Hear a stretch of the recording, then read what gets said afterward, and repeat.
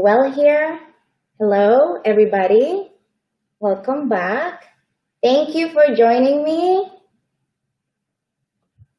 I'm excited. So today's topic, we've been talking a lot about costs and the financial side of development, but I decided that today we were talking about another important topic, which is logistics in development.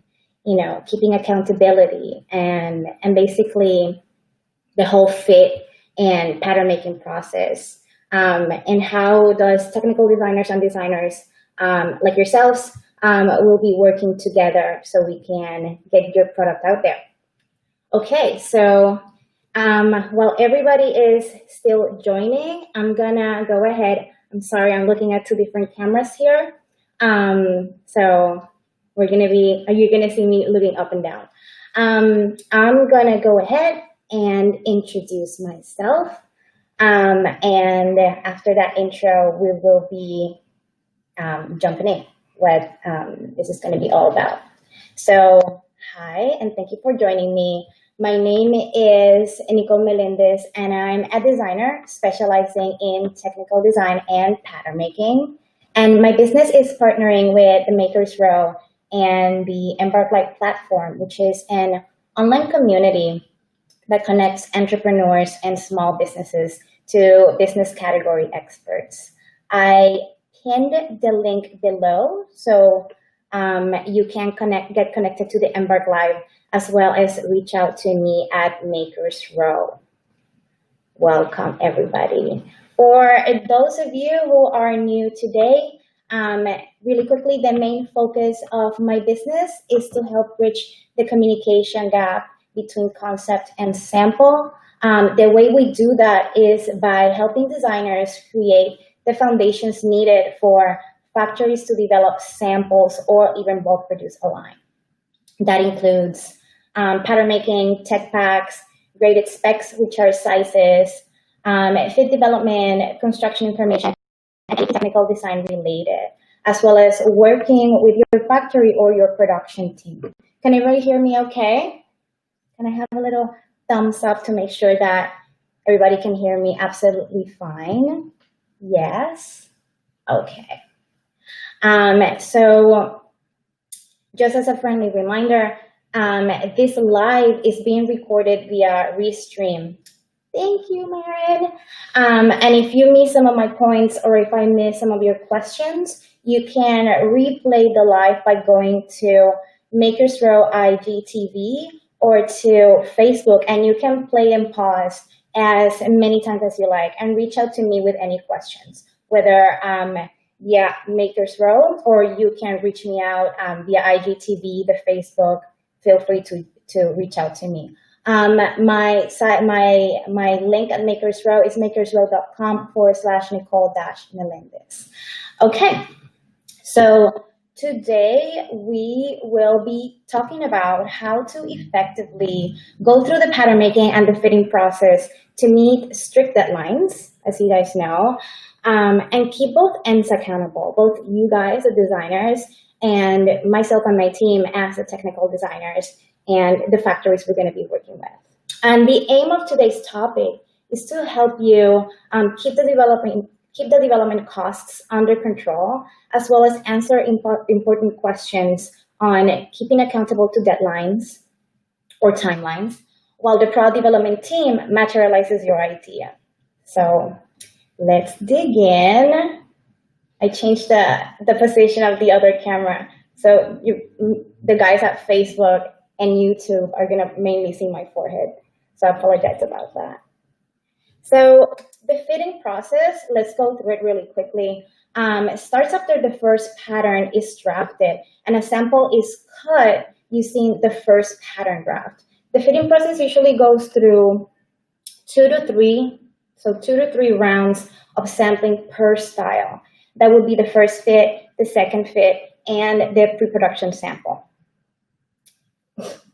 Now, a good technical designer, and I feel like I've said this before, but it's worth repeating, will aim to go from the first fit to upgrading the second fit to a pre-production sample or you might hear that people call it PPS. And you must ask why. So 3 things to answer that why: costs, design accuracy, and production calendar. So out of those 3, let's break them down. Number 1, to cut on sampling cost. Depending on where that sample is made, at least within the US, sample costs can range from $100 to $350 per sample. It could go up. So cost is definitely one of the reasons why we try to keep this fittings to 2. Number 2, design accuracy. To make sure that we're working closely with the designer's vision by taking detailed notes of their expectations and needs of the functionality of the design. So these notes can be then communicated to the pattern maker accurately, while the technical designer works with making sure the specs are working harmoniously. And number 3, to make sure we keep on track with the production calendar, because if samples are not approved on time, they will not be produced on time. We need to manage timelines for when the samples need to be in for fitting, schedule when the fittings need to be conducted, and manage when the comments need to be at the pattern maker to have enough time to then turn around the pattern with changes to make a new fit sample. So it's all those things happening at the same time, and we need to make sure that we're taking those off and on calendar. Getting everything accurately and precise, but as quickly as possible. So the whole fit process should take no more than 6 to 8 weeks from the first fit to the pre-production sample. But the technical designer needs to make sure that he or she is touching base with the production team calendar. So it's very important that that communication, that sync happens. So usually I would stop for questions. Ciao, Roby. Thank you for joining. I just want to make sure that if you guys have any questions, I can answer them as I go, as I'm explaining. But I see we don't have any at the moment. Let me touch here. No. Okay, so let's get back to fitting. What we're looking for is the accuracy and the balance of the pattern drafted using the fit model specs in the size that we will be sampling. So how does this first fit will look like? First we spec, so how is it gonna transpire in a way?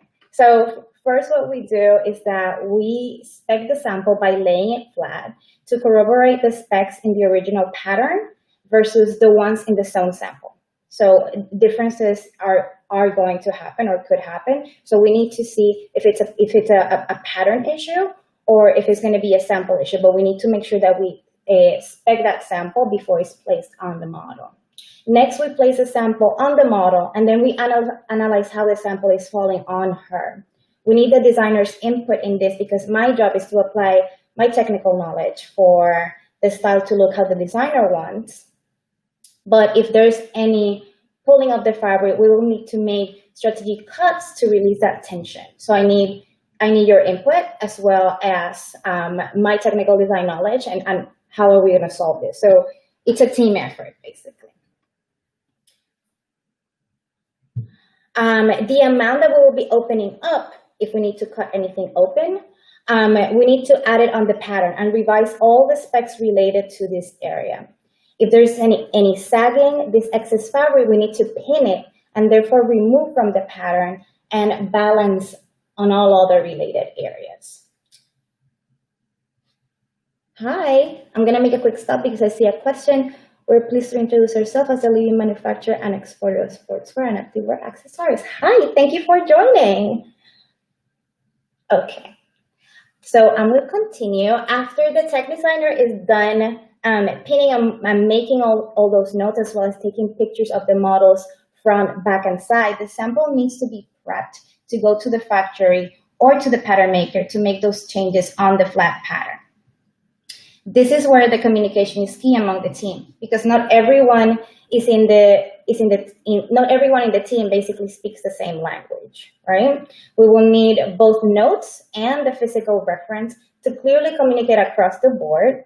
Therefore, the sample needs to be marked and comments pinned on it. And all comments with images need to be logged into the tech pack with all the changes made so that we can follow up on these notes and analyze the second fit sample. This is the time to make any design changes. Once that second fit is in to fit it after that first fit, design changes are not recommended, because what you're going to do is that you're going to delay your hard deadlines, and we might not meet your expectations at that point. You guys cannot hear me? No voice? Hello? Sorry, I have someone telling me that you guys cannot hear me. Let me know. Okay. So that was a lot of information. For you to see how this looks like in a corporate document, I'm giving away today a mock example so that you can see how this is logged in your tech pack. So you can message me via the Makers Row using the link at the bottom of the screen to get this. Perfect. Thank you so much. So I was just saying that I'm gonna everything that I just explained on how the fit works, and the pattern making process, and how we all work together. And you can see how, thank you, Stephanie, how that is logged. I have a giveaway today. So if you reach me out at makersrow.com/Nicole-Melendez, you will be able to get this tech pack with an example of how a fitting is logged, how the images are going to look, and how we logged all the details to be able to get that second fit ready and prepped to hopefully upgrade it to a pre-production sample. Okay, so being meticulous during this first fit will give a higher probability that when the second fit sample comes in, the changes are minimal or close to none, and this second fit can be upgraded to the pre-production sample, which I've been explaining. What that means is that this sample can be regarded as a sample to follow for production for fit, layout, and proportion. So the factory can actually use it as a sew-by to start the production process, basically.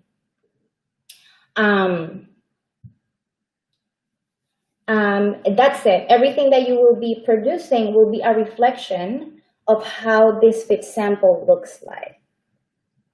It is important that before we approve anything for production, the second fit sample changes are made to the pattern before it gets digitized and graded. You don't wanna go through the expense of digitizing and grading if the fit is not approved. I do not recommend it, because if not, you're gonna have like little expenses that are just unnecessary. And then this pattern should follow approved graded specs of the sample size as per second fit comments. That is, if we are upgrading this to a pre-production sample. It is important to understand that while all this is happening, the technical designer is in constant communication with the designer to make sure the vision is maintained with the production manager to make sure that the deadlines are met. So I am going to jump into questions now. Hi, Fashion Brand. Yes. Contact you directly to the inbox. I think it's best if you reach out to me at makersrow.com/Nicole Melendez. Let me see if you guys have any questions, because that was my spiel. Okay. So what I am going to do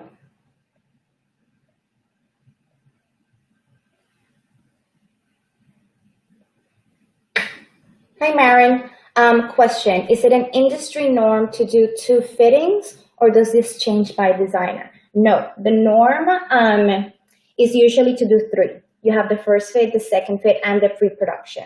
The reason I mentioned that usually technical designers, if you're senior enough, you are contributing to the budget and what is being spent. So one of the main reasons, and I hope this answers your question, we try to keep it to 2 is costs, because samples are expensive. So definitely costs, keeping the design accuracy, and make sure that we are working closely with your vision. So we want to make sure that the more samples you make, the more you're like, I want to change this and I want to change this. And then you'll never get basically to the production stage. So we try to keep it to 2 or 3, definitely 3. Anything past the 3rd sample, we need to like take a step back and see if like, is there a communication issue among, designer, technical designer, pattern maker? So is there a communication issue among the team? Is it a sewing issue? And, and address your sewers or whoever is working on your sample on this. So that's the reason why it definitely industry 3, anything after 3, we need to check. I try to keep it to 2, and then make sure, and then number 3, the 3rd point why I try to keep it to 2 is because we need to keep the production calendar. Usually you're making one style or 2 or 3, but at the same time, regardless if you're making one style, if you're making 5 or you're making 10, what you want to do is make sure that you're keeping track of those deadlines within production to make sure that you don't take forever to get your product out there.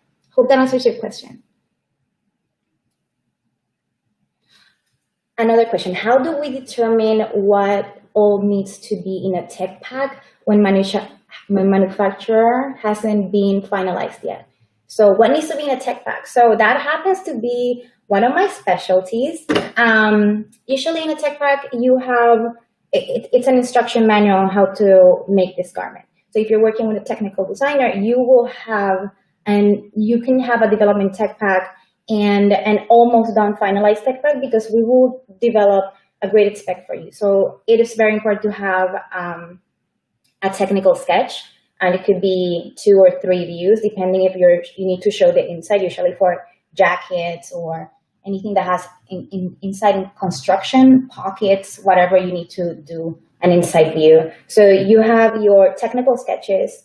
Definitely you need a page with like construction callouts, because the factory won't really be able to develop a garment if they don't have instructions on how to. So I always suggest to bring to the factory not only your fabrications, your trims, but a tech pack basically puts all that information there. How is this garment going to be finished? What the design, because there's a sketch. How is it going to be finished? What's the construction behind it? There's going to be a development spec, which specs already. In our tech pack, we include also the cutter's must. That's for the pattern maker. Usually, well, a technical designer would know, once you do all the construction callouts, you can actually break down what are the pattern pieces, and you can then take that and work alongside your pattern maker. But you need to make sure that you're in constant communication with them, so nothing falls through the cracks. So what needs to be in a tech pack before the manufacturer? A lot of things. So construction, BOM, bill of materials, you should have that in your tech pack. If you can, definitely the cutter's must. It might change your cutter's must for sure, but at least you have something that speaks your pattern maker's language, and then you guys can work on your design from there. Technical sketches, very important. A development spec. Usually I put the graded spec. It's not finalized, of course, but it's there in the tech pack. All your fabric information, who is the suppliers, it has swatches of it or pictures of it, the colors that it's going to be developed in. And you also have a cut order sheet. So because they're going to ask you, once we sample this, what are you going to produce? And the graded spec gives you an idea what sizes are you going to be producing. So all that is in the tech pack, and all that gives a lot of information to the factory to be able to accurately develop your design. So Carlos, I hope that answers your question. Another question: what do you recommend when trying to find a fit model, but living in a market where there are many There are many during COVID times. Oh, okay. So there's an exciting question. So there's another live that I did on how to do a live fitting remotely. And it's great. I mean, with our clients, we've done it and it works out perfectly.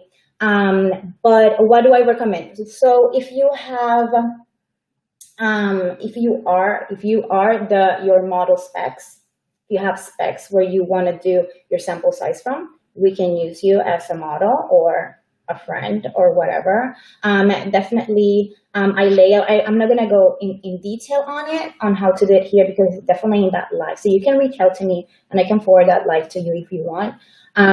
Because we laid out all the materials we need to have, how you and I are going to be, doing this live fitting together, what you need and how to get that model.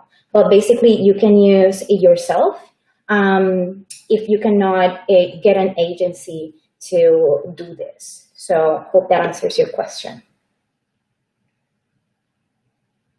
You're very welcome.